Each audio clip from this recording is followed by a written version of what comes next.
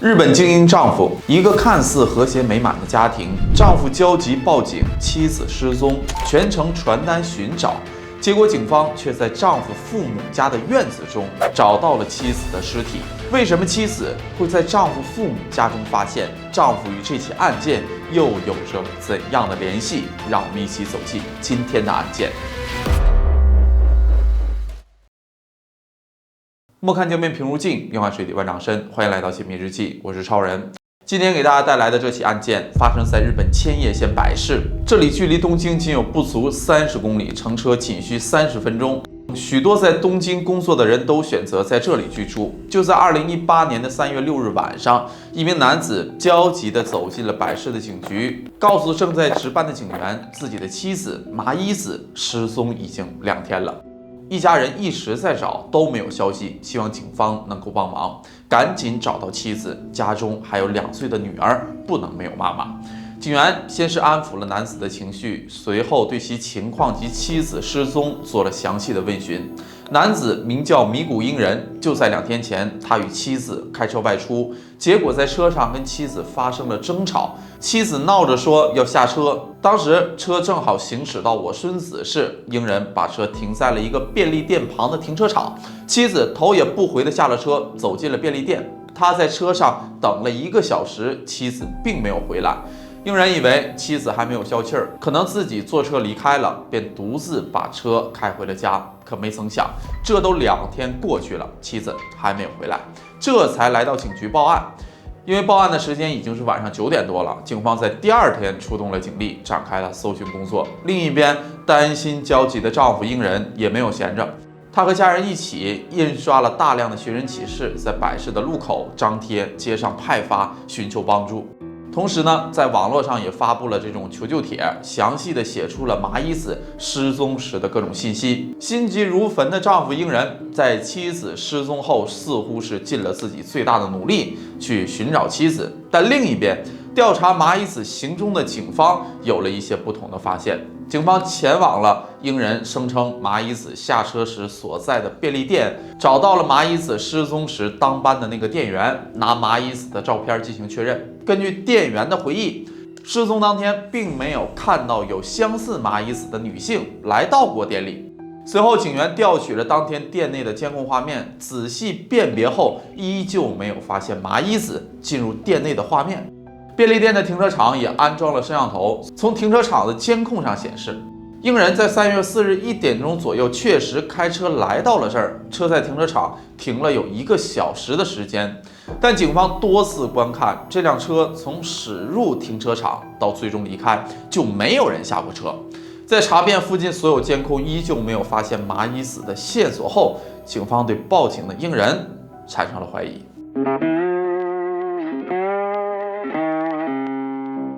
警方发现问题后，在3月11日联系了在外寻找妻子的英人，来到警局接受调查。此时的他还不知道，警方已经怀疑到了他的头上。英人的说辞也没有什么变化，除了再次重申报警时的情形外，还将自己的猜测以及失踪后为了寻找妻子做了哪些努力都告诉了警员。可当警员将当天便利店监控画面以及排查结果告诉英人后，他开始手足无措起来。英人吞吞吐吐的解释，可能是时间和地点记错了，但证据警方已经拿到了手中。你把车在这个位置停了有1个小时这么久，妻子有没有下车这么明显的问题，怎么可能记错？英人没办法对此做出合理的解释。最终，英人放弃了抵抗，在警方的不断追问下，他承认妻子麻衣子并不是一气之下离家出走的，而是被自己伤害了。英人向警方供述，在案发当天，2人一起驾车外出的过程中，因为起了争执，在车中失手将自己的妻子掐死了。之后，他并没有想着自首，而是将车停在了便利店前的停车场，思考如何善后，最终选择将妻子埋到了茨城县老家父母房子的后院里。2018年的3月19日，米谷英人以谋杀罪、抛弃尸体罪被千叶县警方正式逮捕。警方也赶到了英人父母的家中，并在他们家的后院中挖出了麻衣子的尸体。按照英人的说法，他是瞒着家里人，偷偷在后院挖了坑，埋葬了妻子麻衣子。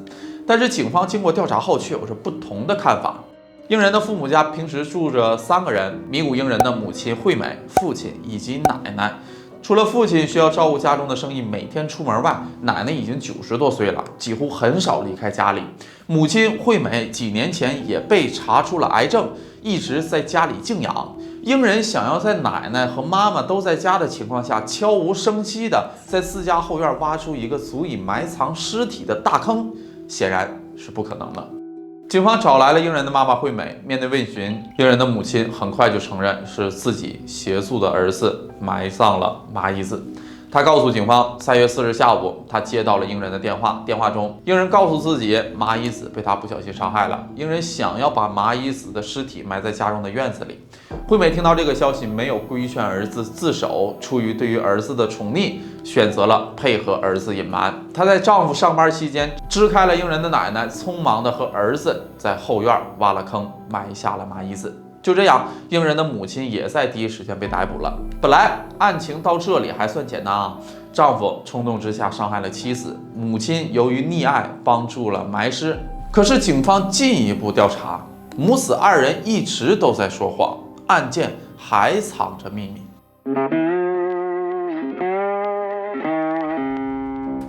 警方调取了惠美与儿子英人的聊天记录，在案发前几个月，英人就告诉母亲自己想要和麻衣子离婚。慢慢的，母子2人交流的内容越来越扭曲，两人竟开始商议如何将麻衣子直接伤害。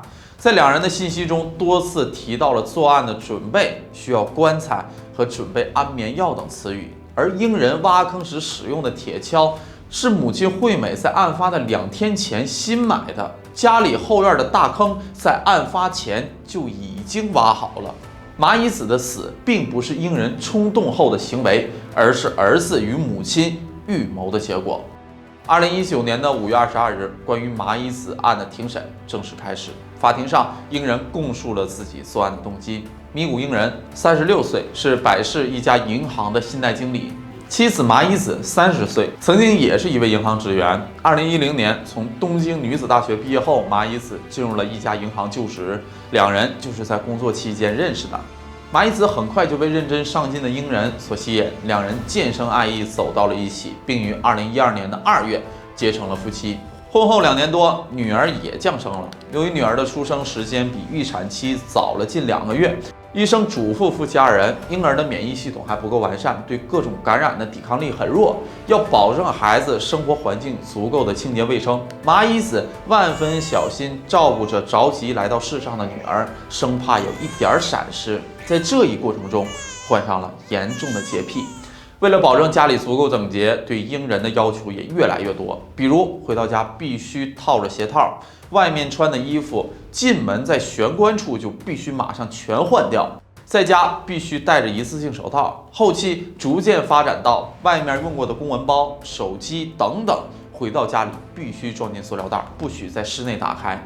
英人表示，自己家中每周都要用掉300多副一次性手套。在这样的家庭环境中，无论是英人还是麻衣子都过得很痛苦。英人不堪重负，带着麻衣子去看了精神科的医生，通过服用药物，洁癖的症状有所改善。但麻衣子服药后性格却产生了可怕的变化，变得十分的易怒，无法控制自己的情绪。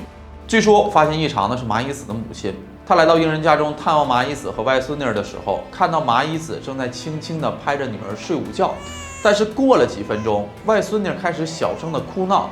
他循声望去，发现麻衣子的手开始重重地拍在还不满1岁的女儿身上，甚至越来越重，握紧的拳头开始捶打着孩子，而孩子的哭声也越来越大，生怕女儿做出什么出格的举动，母亲赶紧上前阻止了麻衣子。英人在这段时间也开始察觉到妻子的异常，在给孩子进行母乳喂养的时候，麻衣子有时会狠狠地把孩子按在自己的胸前，大喊道：“为什么不吃？赶紧给我吃！”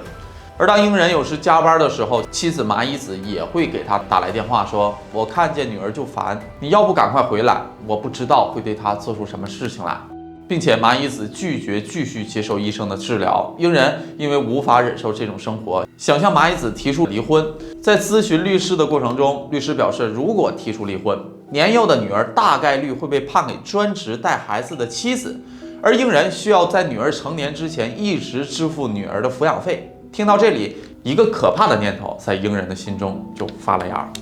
2018年的2月23日，英人回到了母亲家，对母亲坦言了自己家庭生活的不如意，提出想要伤害麻衣子。母亲惠美听到了儿子的想法后也很担忧，但考虑到麻衣子现在的状况，儿子确实不幸福，母子商量了很久，最终她同意了儿子的做法。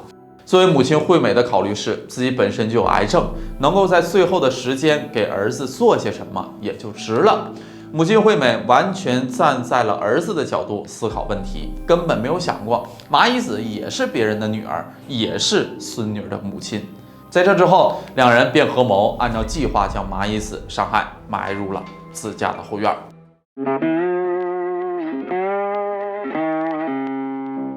2019年的6月15日，日本千叶县地方法院最终认定英人作案手段十分的残忍，哪怕麻衣子确实有精神问题，也不是他伤害妻子的理由。最终，迷谷英人被判处了15年的有期徒刑，母亲惠美因为帮助犯罪判处7年的有期徒刑，两人都受到了应有的惩罚。这起案件的背后，看起来似乎是丈夫英人有着自己的痛苦，迫于无奈走了极端，但麻衣子患病很有可能就是英人一手造成的。我们知道，日本女性结了婚后，基本上都会辞掉工作，选择待在家里，做一个贤妻良母，伺候着丈夫和孩子的一切。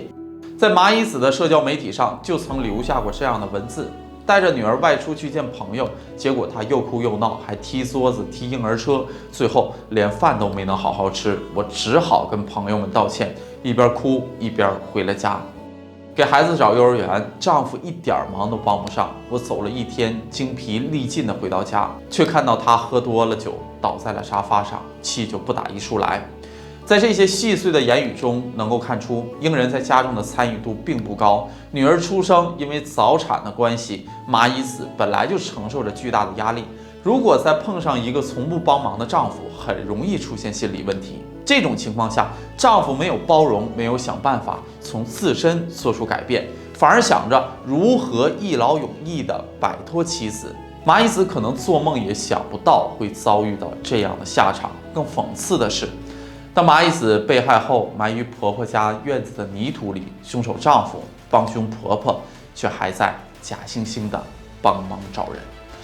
好了，这就是本期解密日记的全部内容。喜欢的朋友记得点个关注，我是超人，我们下期再见，拜拜。